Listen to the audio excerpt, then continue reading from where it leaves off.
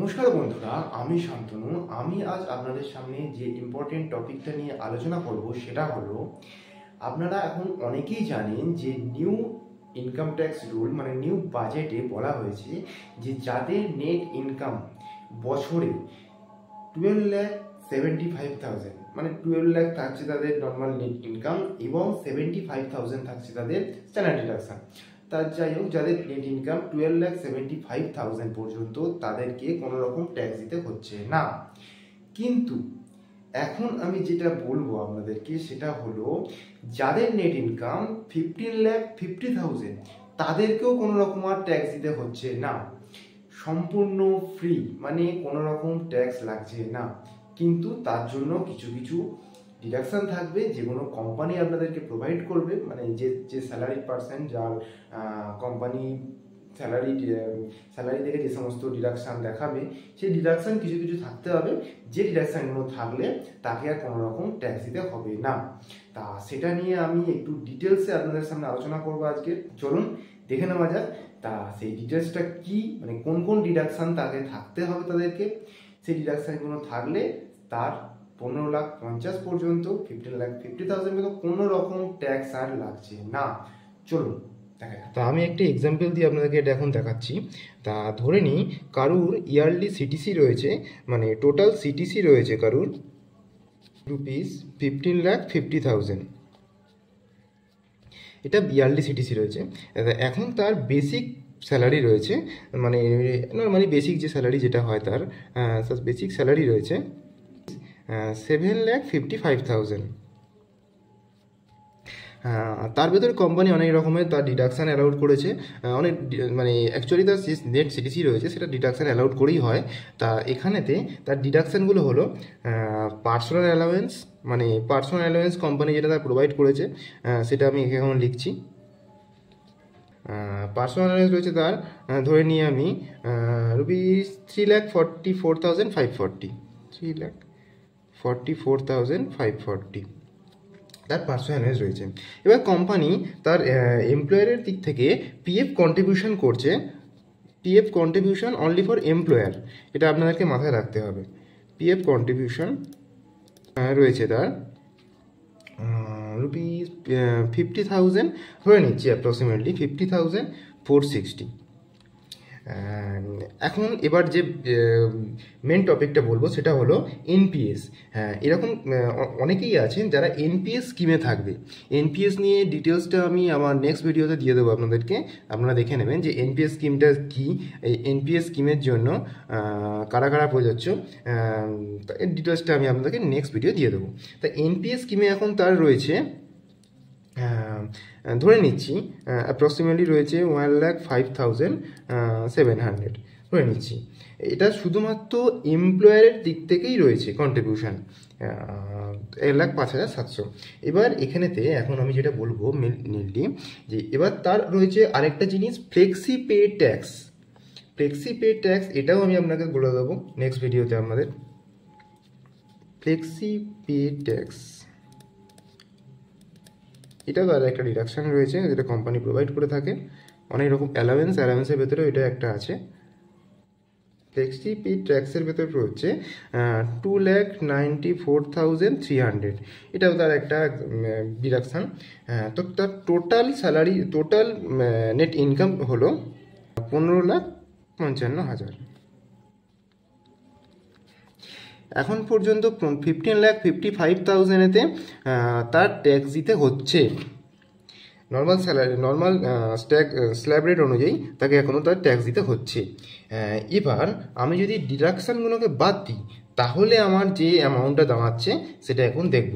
তা প্রথমেই তার রয়েছে 15,50,000 আমি ধরে নিচ্ছি। তার রয়েছে এটা নর্মাল সিটিসি ইয়ারলি যেটা থাকছে,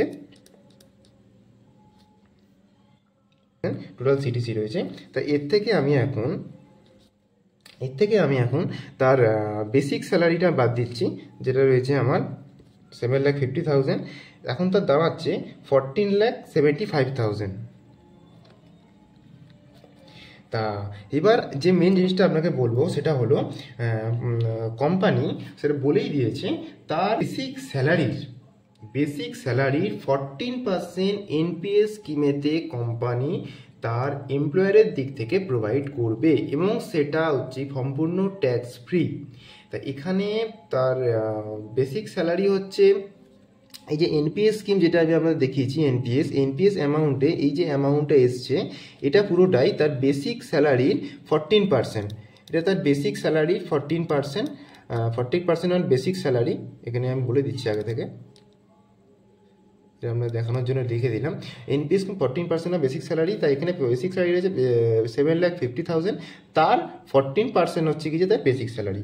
তা সেটাকে আমি ক্যালকুলেশন মানে করে নিয়েছি, বা ক্যালকুলেশন আপনারা করলে বুঝেই যাবেন কত হচ্ছে। এটা থেকে আমি এখন যদি লেস করি তার স্যালারি থেকে 1,05,700, সেটা হচ্ছে আপনার এনপিএস স্কিমে পড়ছে। তা আমি একবার তাও আপনাদেরকে দেখিয়ে দিচ্ছি কত হচ্ছে। এটা ইন্টু 14% is equal to 1,47,500। তাহলে তার এখন বললাম যে এটা হচ্ছে আপনার এনপিএস স্কিমের পড়ছে অ্যামাউন্টটা 14%টা। এখন তার ট্যাক্সেবল স্যালারি হবে যেটা হচ্ছে কি যে স্ট্যান্ডার্ড ডিডাকশান বাদ দেওয়ার পর। স্ট্যান্ডার্ড ডিডাকশান থাকে 75,000, ট্যাক্সেবল স্যালারিটা আমি এখন বলে দেবো আপনাকে। স্ট্যান্ডার্ড ডিডাকশান বাদ দেওয়ার পর হচ্ছে আপনার 14,75,000। এটা হচ্ছে কি যে আপনার স্ট্যান্ডার্ড ডিডাকশান বাদ দেওয়ার পর। তা এই জায়গাটা একটু ভুল হয়েছে, আপনাদেরকে আমি একবার বলে দিচ্ছি। এই জায়গাটা এটা হবে 1,05,700। তা স্ট্যান্ডার্ড ডিডাকশান বাদ দেওয়ার পর আপনার এখানে পড়ছে 14,75,000 থেকে যদি আমরা বাদ দিচ্ছি তার যে ন্যাশনাল এনপিএস স্কিমে যেটা পড়েছে, ন্যাশনাল পেনশন স্কিমে যেটা পড়েছে 1,05,700 প্লাস এর সাথে আপনাকে রাখতে হবে তার পার্সোনাল অ্যালাওয়েন্সেস যেটা কোম্পানি প্রোভাইড করে থাকে, যেটা তার স্যালারির সাথে গ্রস স্যালারির সাথে অ্যাড হয়ে নেট স্যালারিতে ট্রান্সফার হয়। সেটা হচ্ছে কি যে আপনার হবে 3,44,540। তা এখন যদি এখান থেকে আমি বাদ দিই তখন আমার দাঁড়াবে নেট ইনকাম। তা নেট ইনকাম আমি এখন এখানে কীভাবে বার করবো? এটা হয়ে যাচ্ছে আমার basic salary after standard deduction বলে দিলাম আগে থেকেই যে 75,000। এবার এটা বাদ দিয়ে এটা হয়েছে, এখন এখান থেকে বাদ দিলে ইকুয়াল টু আমার টোটাল ভ্যালু দাঁড়াচ্ছে 10,75,000।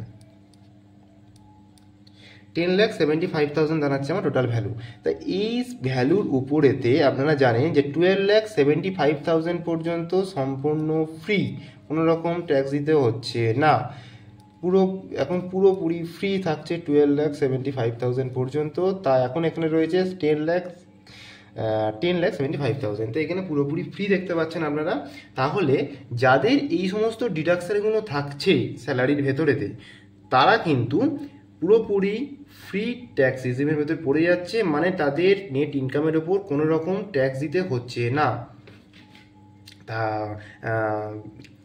আপনাদের যাদেরই ট্যাক্সেবল ইনকাম এরকম মানে ট্যাক্সেবল ইনকাম বা বলুন স্যালারি স্ট্রাকচার এরকম থাকছে, তারা যদি সঠিক লোকের দ্বারা ক্যালকুলেশন করেন, তাহলে মানে সঠিক ট্যাক্স কনসালটেন্টের কাছে যান, গাইড নেন, তাহলে কিন্তু আপনার সম্পূর্ণ ট্যাক্স ফ্রি হয়ে যাবে আপনার ট্যাক্সেবল ইনকামটা। তাই এখানে এখন আমি এই পর্যন্তই বলবো। নেক্সট ভিডিওতে আমি আমার এনপিএস স্কিম নিয়ে আলোচনা করব, ফ্লেক্সি পে ট্যাক্স নিয়ে আলোচনা করব, জিনিসগুলো কী হয়ে থাকে এবং এগুলো কিভাবে তার স্যালারির সাথে অ্যাড হয় এবং এগুলো হচ্ছে কি যে তার যে ডিডাকশান হিসাবে বাদ যায়, কাদের কোন কোন ব্যক্তি বাদ যায় এগুলো স্ট্যান্ডার্ড ডিডাকশান হিসাবে, সেগুলো আমি আপনাদেরকে বলে দেবো। চলুন আজ এই পর্যন্তই। নেক্সট ভিডিওতে আসছি, আবার দেখা হবে।